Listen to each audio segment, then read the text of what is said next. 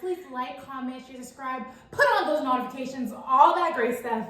Man, it's been a while since I said those lines. I think I said it so fast. Let's do it one more time. You did say it a little fast.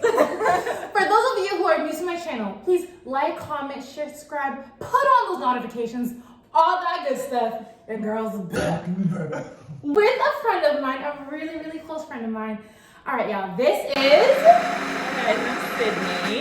This is Sydney, one of my really close friends who actually is in medical school as well. The future Dr. Miller, sorry. Ooh, future Dr. Miller. Reintroduce myself. I like that. Future Dr. Miller.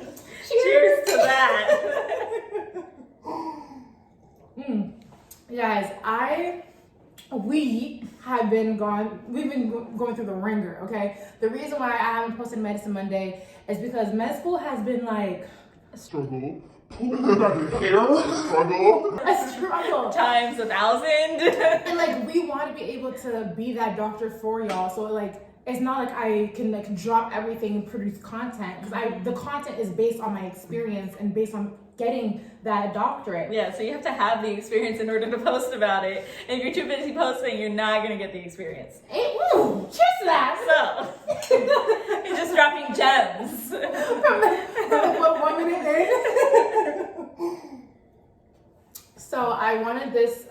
I like actually was filming here and there. I just haven't had the time to like really put in the content and edit it. But I'm just like, this probably is the best way to put my first video back in 2021 where I'm talking about my med school experience compared to a Caribbean experience and an American experience.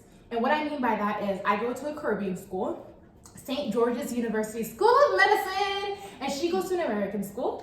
I attend the Frank H. Netter MD School of Medicine at Quinnipiac University here in Connecticut. Yes, I drove all the way to Connecticut. I'm in Boston, y'all. I love her that much. I drove to Connecticut for this type of table talk that we're about to do with you guys.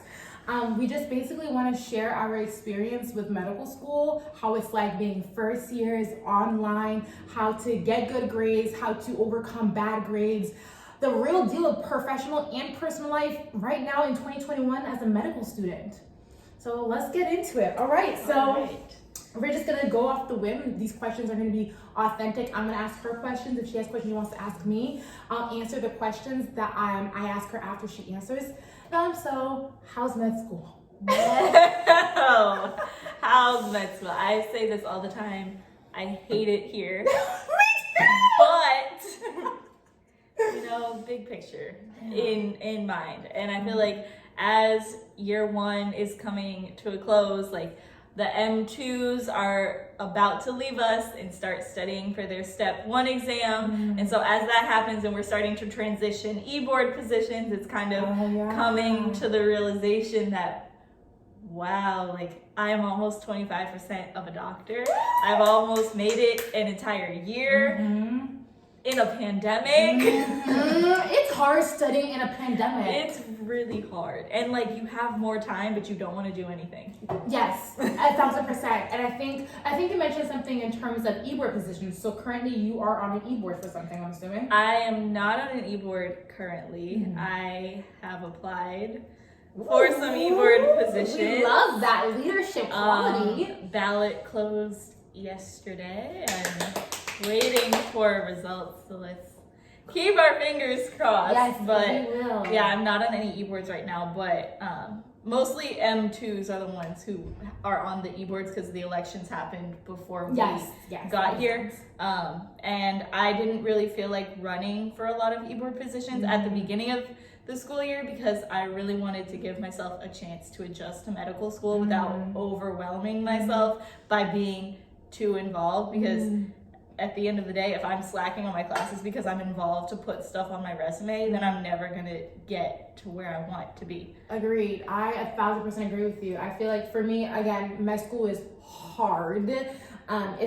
It's okay, so we both did a master's program at Tufts University School of Medicine, which really prepared us. We, like, by the grace of God, flourished in that master's program. So we had a really good foundation going in, but med school is 10 times different where you're being applied so much information all at once.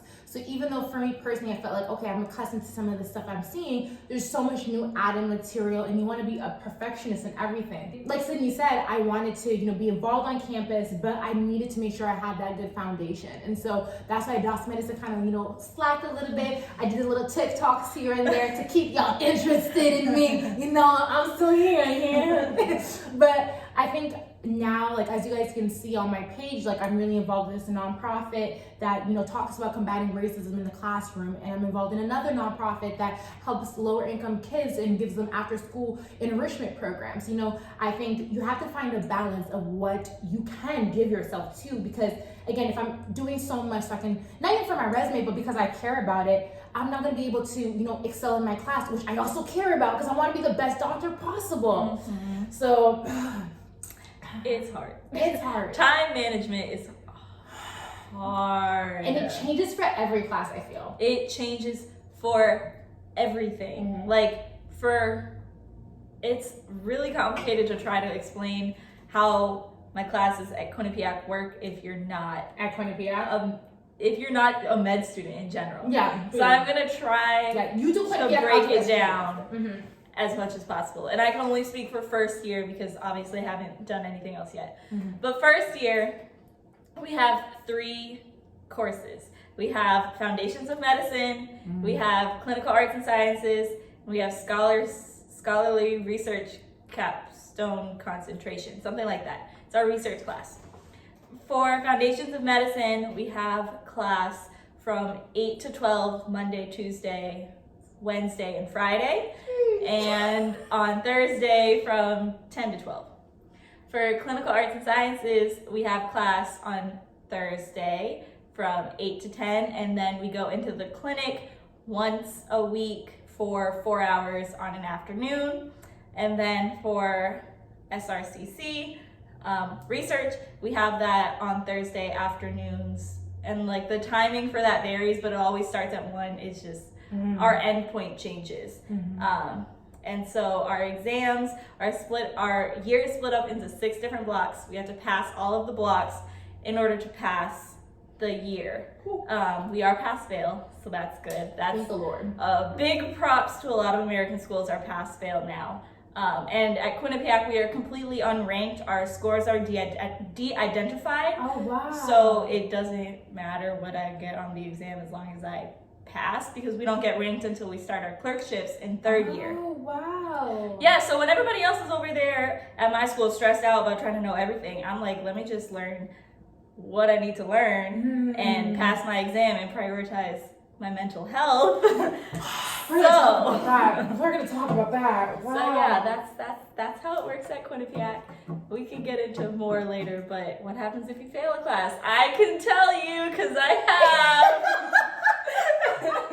We're gonna get into that.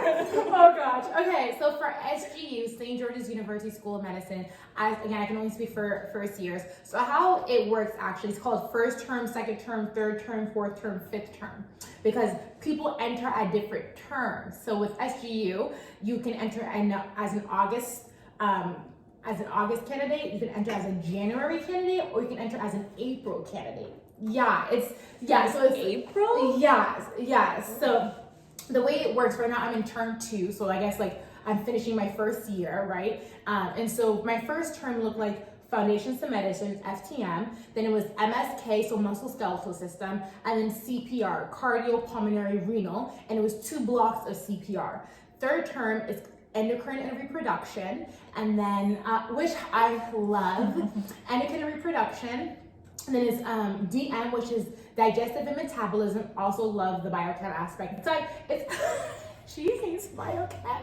The biochem aspect. And then now I'm in neuroblock. And there's 3 neuroblocks.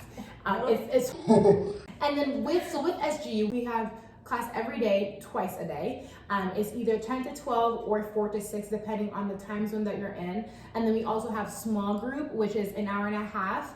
Or we'll have lab. And then with small group, it's called small group, whatever that small group is, or it's a hip whip, which is more on a clinical side. A hip whip is I forgot what it stands for, y'all. Don't HPW. I like these terms. We don't have fun terms like this. Yeah, I love tip clips. They're just like, they talk about like mental health, or just talk about stigma, or they give you like study tips. Tips are kind of like really chill and relaxed. We like them. But also we get tested through lab. So basically when we have lab, it's like anatomy. And so we'll have an end of the year anatomy exam, and then we'll have an OSCE exam, which is like clinical skills. Unfortunately for me, my medical school is in Grenada. So everything's online. So everything we're doing and practicing is via the camera, which sucks. I wanted to. So then how do you do your OSCEs? Via a test exam. Yeah. So it's like if for example, they'll ask you, what position would you want a patient in if you're trying to do an epitostomy, E-P-I-T-S-O-M-Y. I can't say a word in my life. E-P-I-T-S-O-M-Y. Episiotomy? Episiotomy, there we go. The snip? The snip, okay. When you're in labor, right? What position you wanted? Supine, I believe.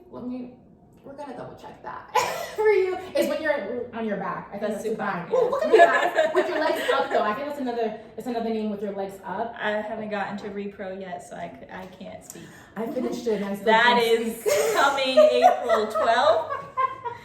Coming April 12th. I can help you with that. I did really well in endocrine and reproduction. I heard that it's our easiest. It is. Block. It's one of the. So I'm like, thank God, sure. because I'm burnt out because we didn't get spring break. So same. Burnt out is a real thing, y'all. And I think that's what happened to me personally at SGU is that I did so well by the grace of God in my first couple of blocks. I usually don't talk about grades with my classmates now, but this is for y'all, so I'm gonna talk about grades. I need to always talk about grades because this is my girl. So by the grace of God, your girl got A's in her first couple of exams.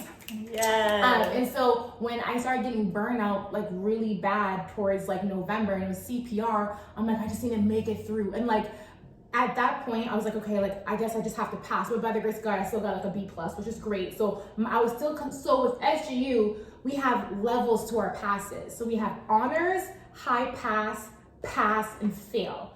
And like it's a good thing and a bad thing because like I want to remain at honors, but I just need to pass. You know what I mean? And I recently just accepted that because my last exam that I took, not my neuroblock, I don't know what I got, but for my digestive and metabolism, I was kind of playing myself with my studying. I was traveling a little bit back and forth from Florida. Yes, you were. I was playing myself a little bit. Hot girl winter. This is hot girl winter. I was like, I got a condo in Florida. I'm gonna go to Florida, and I had business to do too. Like a lot of people, I'm just gonna clear the air because y'all were coming in my DMs talking about you travel, you're in medical school. I have business in Florida, so I have to handle my business in Florida.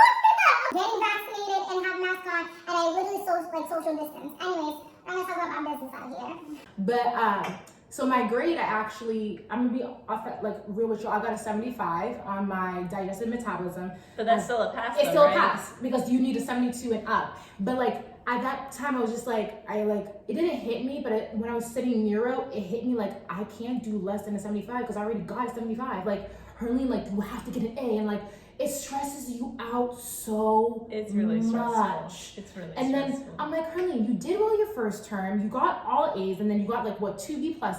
You were still a high pass. Yeah, you're not honors, but you're still a high pass. You nail neuro, nail the next exams, and guess what? Other schools are just pass fail. When I apply for residencies, they're only gonna look at pass fail. They're not gonna care. Is the P or the F, and you're probably not seeing no F's because if you're applying, you've already converted that to a P. Amen. So it's just pass. So let's talk about that. So we just talked about me and my experience with like my grades, and by the grace of God, like if y'all need help or advice, SGU is really great with resources. Like there's so many upper termers that have like great study guides and great study review sessions. But let's talk about that grade that you got.